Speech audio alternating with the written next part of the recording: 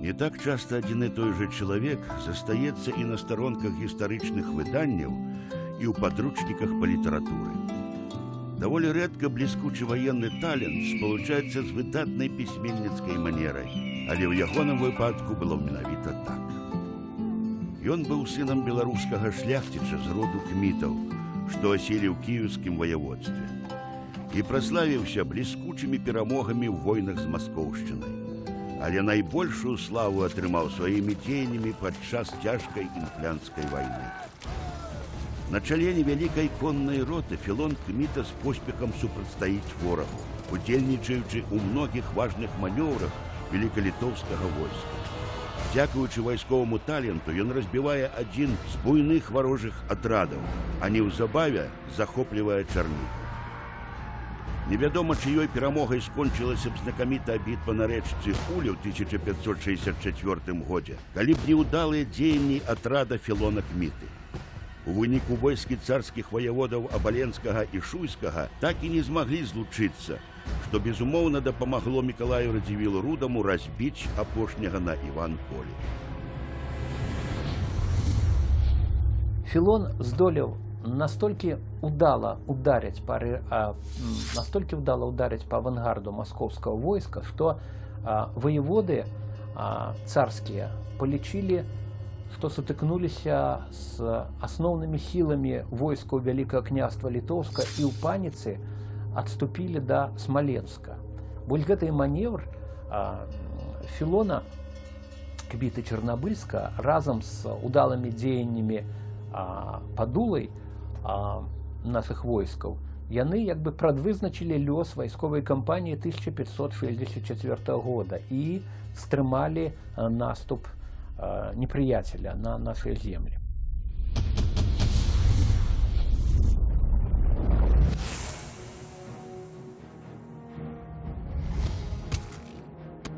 За вайсковы талент і мужнасць кароль і вялікі княжы Гемонт Аўгуст сваім прывілеем 1566 года аддае Філону Кміце ў вечнае карыстанне чарнабыльскае ўладанне ў кіеўскім ваяводстве.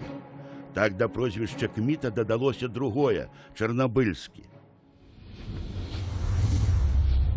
У тым жа годзе Філон Кміта Чарнабыльскі становіцца іршанскім старастам. У ягоныя абавязкі, акрамя абароны сваіх межаў, уваходзіць і выведка аб планах Івана Жахлівага, а таксама вядзенне перамоваў з маскоўцамі. У 1579 годзе, калі новы кароль і вялікі князь Стэфан Баторый бярэ в аблогу Полацк, ужо вопытны і абазнаны ваяр зноў выконвае другасную, але надзвычай важную вайсковую задачу. Атрад Філона Кміты прикрывае з боку Смаленска галоўныя великалітоўскія сілы і зноў спознік. Філон Кміта Чарнабыльскі паспее яшчэ паслужыць айчыне, смаленскім старастам, а потым камендантам крэпасці Вялікія Лукі.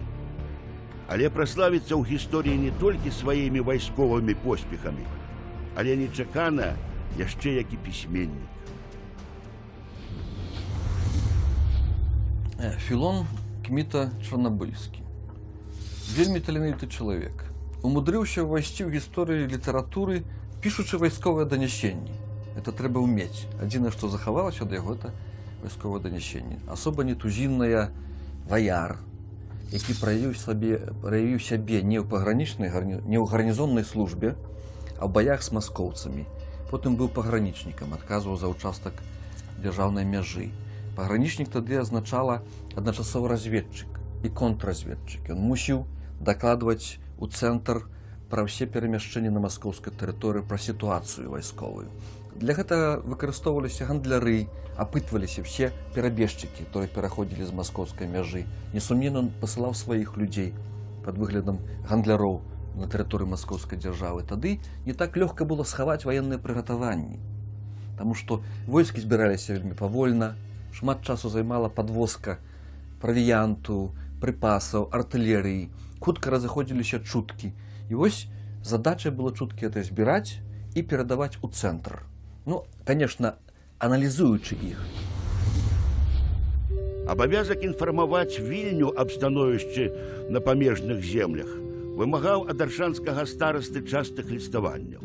Такіх лістоў да нашага часу захавалася 30. Адресаваныя яны былі панам радзе княства, трокскаму кашталяну Астафію Валовічу, віленскаму ваяводзе Мікалаю Радзівілу Рудаму, а некаторыя нават каралю і вялікаму князю Стэфану Баторыю.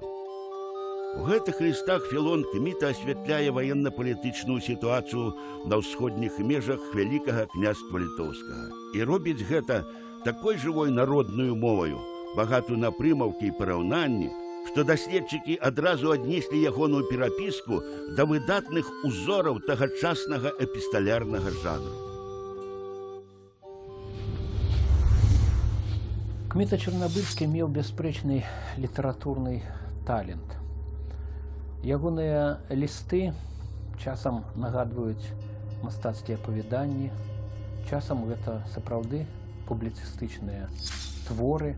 Я хочу пацвердзіць гэта цытатай з ліста вядомага пад нумарам 13, напісанага да Астафія Валовіча, кашталяна Троцкага на той час. Мы тут, слуги вашей мости, размаўляем больш около сваіх, ваших мости паноў сенатараў наших, і на некаторыя мовят, не дай Бог ляху быць, выражаць Літву, а Русь пагатову. Даўно рэзаць пачалі ліцвіна. І тот, дзе з прыражэння натуры на сябе сам неабачныя, простая каўца, дзе іх больш бярот волк, там они дальше за ним ідут. Я думаю, што у гэтых радках на тагачаснай беларускай мове гучаць развагі Кміты Чарнабыльскага пра тое, што цяпер мы б назвалі менталітэтам беларусаў.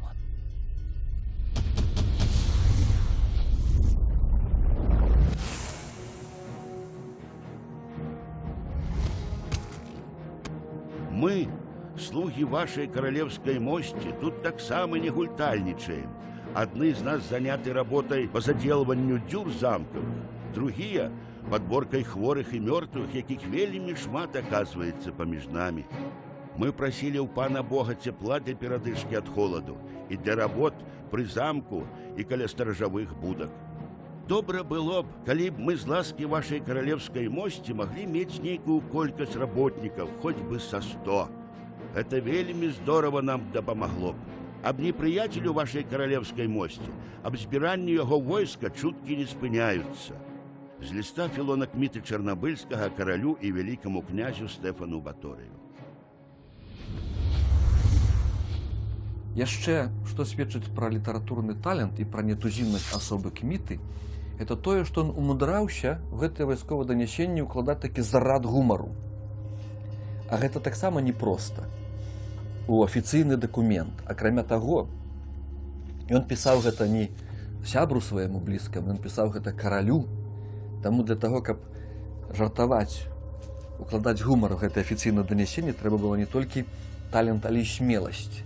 Вось не бракавала гэтаму чалавеку. Дзякуючы такім нешматлікім захаваным дакументам, так ярка ўвайсці у гісторыю, і ён быў тады ўжо заслужаны за яго заслугі. Кароль яму даў чарнобыльскі маёнтак пажыццёвае ўладанне, якраз у тым самым сёння знакаміта трагічным Чарнобылі. Дарэчы, Чарнобыль у яшчэ ранейшым сярэднявеччы быў пагранічнай крэпасцю полацкай зямлі. В некоторых листах Філон Кміта Чарнабыльскі не абыходзіць і ўнутраныя праблемы вялікага княства. Закранае пэўныя сацыяльныя супярэчнасці, скардзіцца на абыякавасць некаторых прадстаўнікоў шляхты да лёсу радзімы. Лісты Філона Кміты даносяць да нас чароўны водар сярэднявечнай гісторыі. І, здаецца, не каралю і вялікаму князю быў напісаны той ліст, а нам з вами, самой гісторыі, вечнасці. При гэтым пакорна прашу не забываць мяне, найніжэйшага і беднага падданага вашай каралеўскай мосці. Верна падданы Філон Кміта Чарнабыльскі, ваявода Смаленскі, намеснік яго каралеўскай мосці ў Вялікіх Луках, стараста Аршанскі. Філон Кміта гэта яшчэ адна забытая фігура, яшчэ адзін забыты герой Беларусі. Цалкам заслугоўвае, каб пра яго пісалі кніжкі, каб пра яго здымалі фільмы, серыялы, каб на ім выхоўвалі беларускіх дзетак. Чаму мы не пішам пра сваіх герояў? Трэба іх адраджаць, уводзіць у калектыўную памяць беларусаў.